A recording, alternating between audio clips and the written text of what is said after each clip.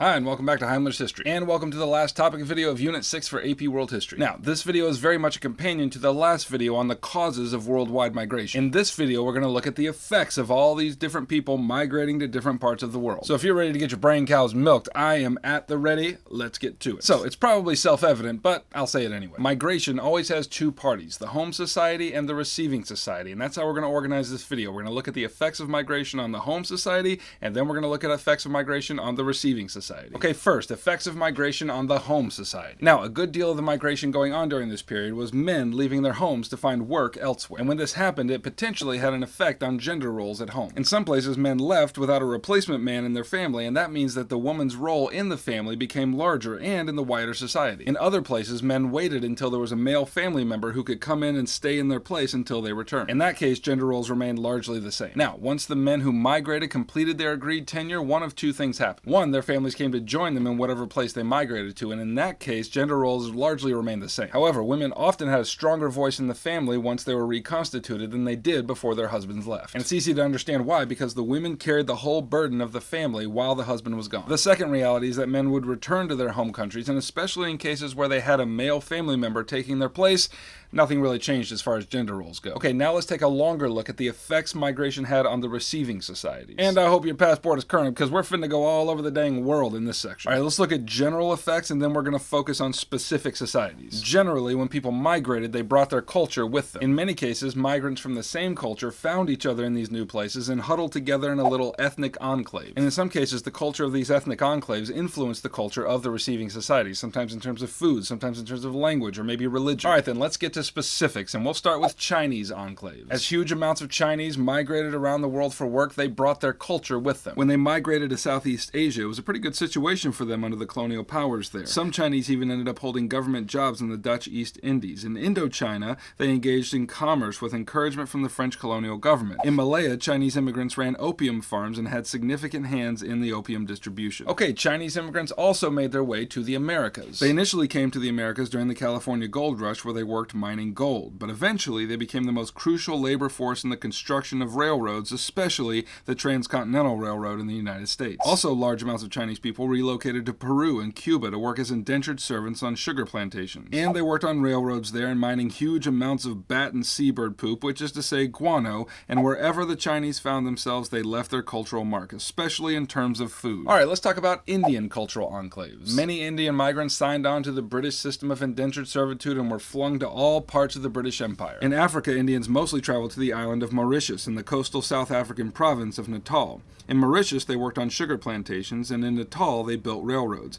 Many were Hindus and brought along with them their religious norms like the caste system, but eventually they abandoned this idea since it didn't have much currency outside of a Hindu-dominated culture like India. On the other hand, they did keep their faith alive through home shrines to personal gods. And Indians also migrated to Southeast Asia. Indians were the major source of labor in Southeast Asia for about 100 years, starting in the 1830s. They began as indentured servants, but eventually a new system was introduced to replace it called Kangani. And this system sent whole families to work on plantations in Malaya and Ceylon and Burma. And when they migrated as whole families, they were often given more freedom than the men who entered indentured servitude. And finally, many Indians went to the Caribbean islands, where to this day they still make up a sizable portion of their population. Alright, let's talk about Irish immigrant enclaves. As I mentioned in the last video, the vast bulk of Irish immigrants came to America during this time as a result of the Great Potato Famine. Mostly they settled in urban areas and took up low-wage factory work. Also, they bore much of the labor for public works like canal building, and they tended to huddle together in low-cost housing called tenements. And to add to the fun, the Irish were the subjects of strong anti-immigrant sentiments from the Americans. To these nativist Americans, not only were they immigrants, but they were the worst kind of immigrants, which is to say, Roman Catholic. But the good news is that their kids had it a little bit better as they grew up because they assimilated to American culture. Now, for sure, the Irish brought their culture to bear in lasting ways upon the American culture. Americans embraced Irish music and dance. Americans still celebrate St. Patrick's Day, which came from the Irish. Although to say Americans celebrate St. Patrick's Day is a little generous. I mean, in my experience, most Americans don't even know who St. Patrick is or why he even has a day. It's really just an excuse to drink quantities of alcohol that would otherwise be socially unacceptable on a weekday. Anyway, the Irish also developed a strong voice in the improvement of labor conditions by forming and joining labor unions. Additionally,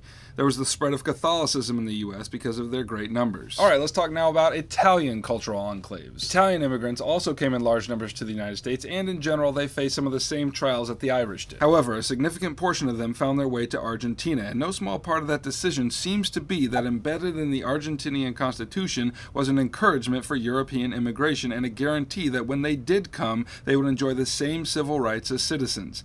And a big effect here was the influence of the Italian language. Argentine Spanish adopted many Italian words, and Italian is still spoken as a secondary language in the capital. Okay, now I've already touched on this last section a little bit here and there, but now it's time to bring it fully into the light. What kind of responses did these immigrants get from the receiving cultures? Argentina being a clear exception, most of these countries into which the immigrants come kind of had a love-hate relationship with the immigrants. And when I say love-hate, I really mean hate-hate. And no small part of that distaste was that when immigrants came in, they were willing to work for lower wages than the native people were, and so the jobs often went to the immigrants. And thankfully we don't have those problems anymore. In the United States, the poster child for anti-Chinese sentiment was the Chinese Exclusion Act of 1882. And this law is exactly what it sounds like. And it was a big deal because it was the first time the American Congress had actually passed a law that banned immigration on a certain people group or nationality. And the Chinese also suffered a similar fate in Australia. Lots of Chinese immigrants migrated to Australia during the gold rush of the 1850s and the 1860s. And as their numbers swelled, the British government took similar measures to slow the flow of Chinese immigrants that the US government did. They did this by means of the Chinese Immigration Act of 1855. Which set quotas on the number of allowable Chinese immigrants. What's interesting is that by the late 1800s, the number of Chinese folks in Australia was actually on the decline, but they concentrated themselves more in urban centers where their presence was more visible. And so by 1901, British Parliament passed more laws restricting anyone from immigrating to Australia who wasn't British. And you're going to think I'm joking when I tell you what this policy is called, but I assure you I am not joking. It was called the White Australia Policy. On the upside, there was no confusion about what they were intending. As my grandpappy always used to say what you mean and mean what you say. Alright, thanks for watching. Check out my AP World History review packet if you need help getting an A in your class and a 5 on your exam. If you want me to keep making videos for you, then subscribe and I will. If you need more videos on Unit 6, then click this playlist right here and it'll make all your dreams come true. Heimler out.